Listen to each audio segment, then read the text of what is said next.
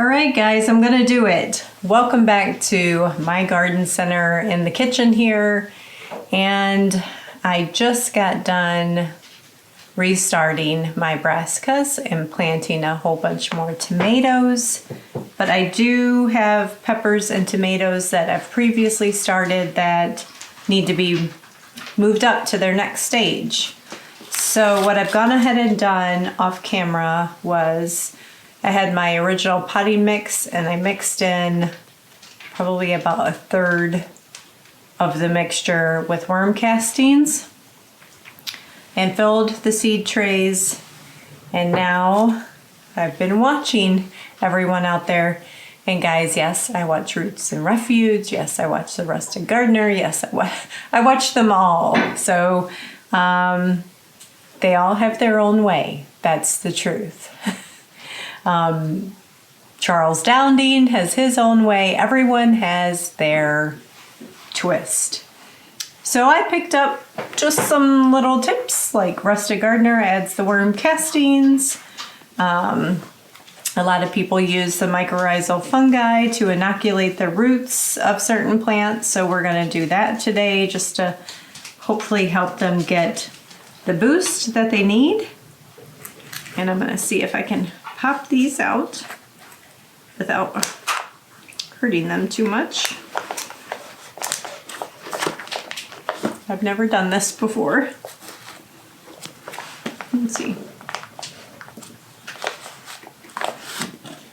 I know you're not supposed to touch them too much. Okay. I'm gonna sprinkle some mycorrhizal fungi on their roots. And yes, I do probably love my babies too much. Somebody said that in the last video. I think you're just loving them too much. I think you're right. But hopefully they will have a nice life here with me. Okay, you can do it. Come on.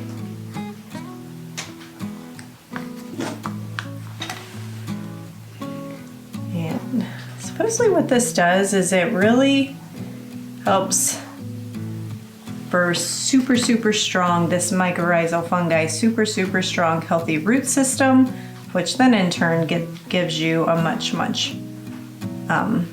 healthier plant, so you have higher yielding fruits. And this doesn't work, I suppose, on things like brassicas. So adding mycorrhizal fungi to those roots doesn't necessarily do much for it. And I am planting them up the stem. I know I'm not going to see much benefit on a pepper plant from that like I would a tomato plant, but we shall see how it goes.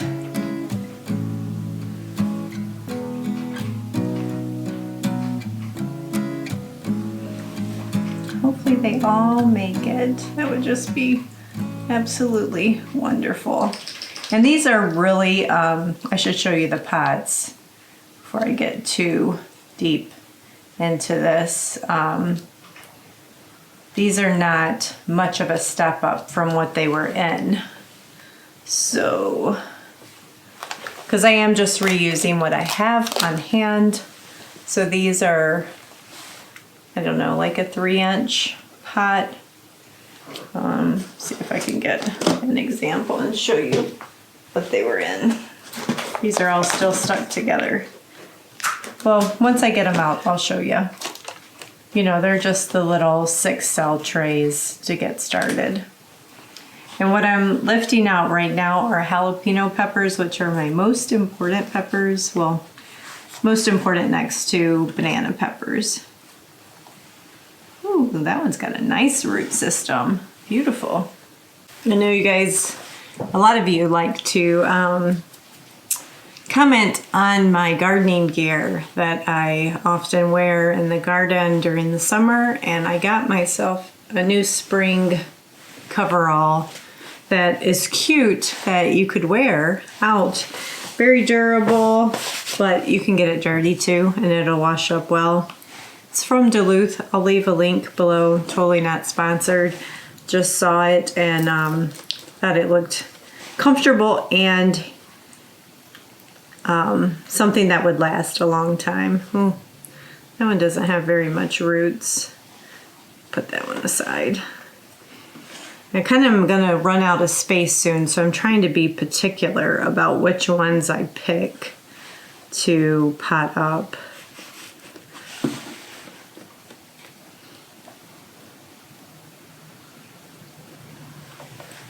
Nice roots.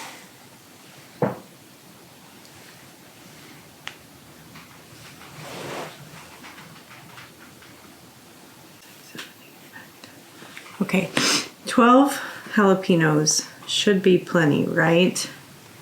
So that's kind of what I'm aiming for transplant purposes. We'll see how we go. That way if I usually plant probably 6 in my garden. So maybe last year I had 8. So if I plant 12, maybe I'll end up with enough, hopefully. Alrighty, that's all my jalapenos. So let me pull this tray out now, I guess.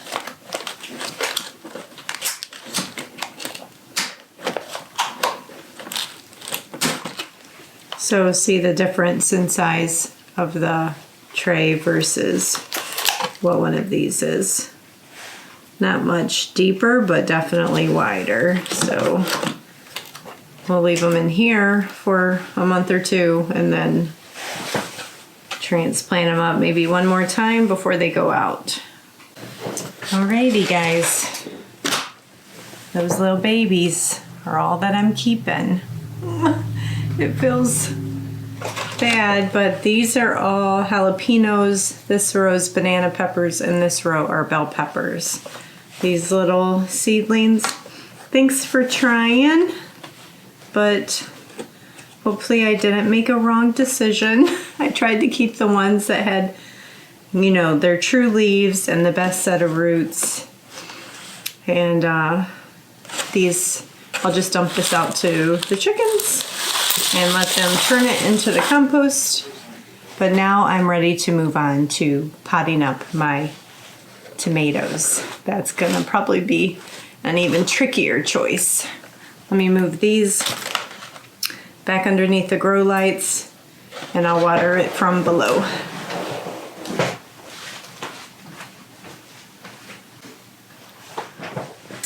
Okay, this is the tomatoes I've got to work with. The peroxide trick definitely worked, killing off the mold issue that I was having. I know some of you were concerned that it would kill them, but it definitely didn't. And a lot of you, I think, had some assumptions that I'm like watering them all day long. And I was only watering my seedlings once a day at night. And from the bottom, not from the top. So, yeah, I'm not quite sure, like there's no water in here right now. So, we are going to move on over and start potting up these. So I think I did start, these are Kellogg's. So just let you guys know what I'm working with. I've got Kellogg's tomatoes, Cherokee Purple, Amish Paste San Marzano, Boxcar Willie's, and a Sweetie and a Golden Cherry. So we'll see. I definitely want to start with my Boxcar Willie and Amish Paste. Ooh, look at that Boxcar Willie root system. That's impressive. Nice job. Tomatoes you don't have to be as gentle with, and I will plant those very purposefully all the way up to the leaves, and then the roots actually, or the stem will actually grow out more roots and make for a stronger plant. Wow, I'm amazed at how much roots these guys have.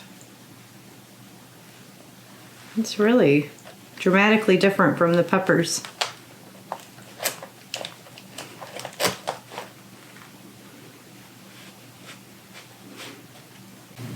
Okay, this is the last boxcar Willie.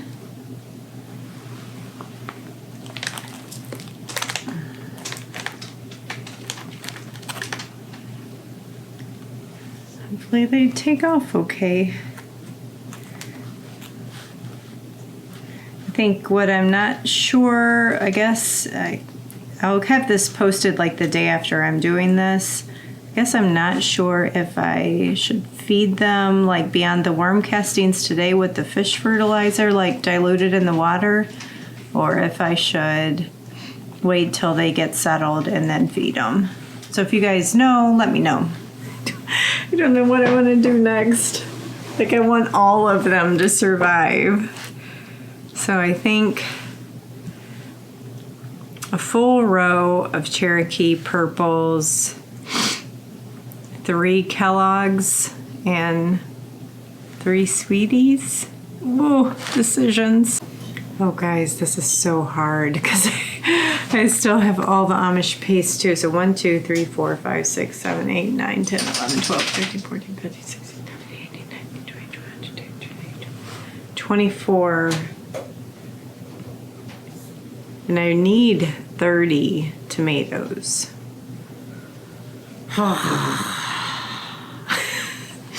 So tricky. Okay, well, I think I'm gonna go in for the Cherokee purples just because they're my favorite, so let's get those out of the way.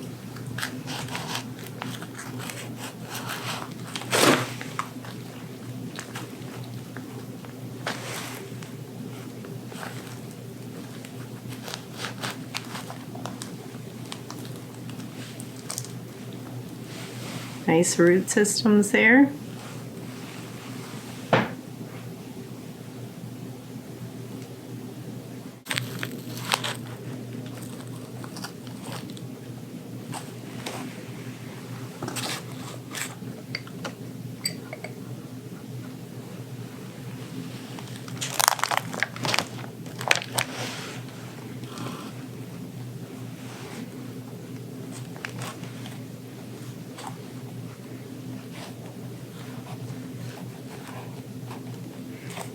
Okay.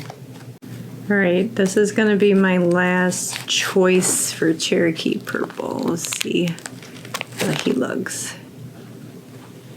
Okay, I better be picky. Let me look at all of them. Okay, his roots are better.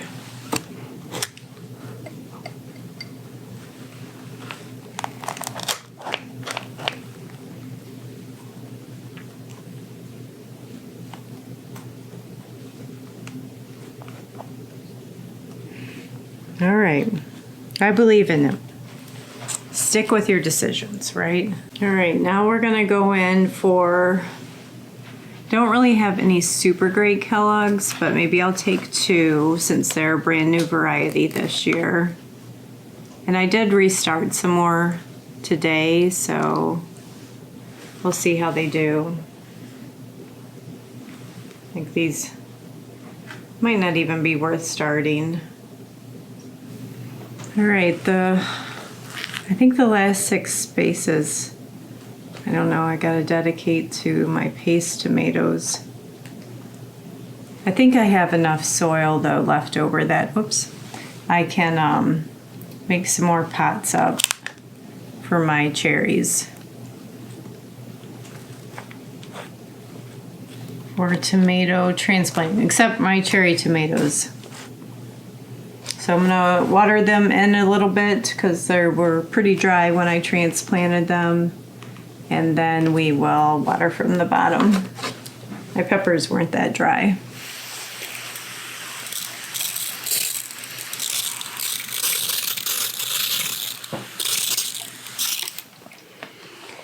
Okay, that's it. I'll leave you guys with, I have this much left of soil, and I'll block up some for my cherry tomatoes.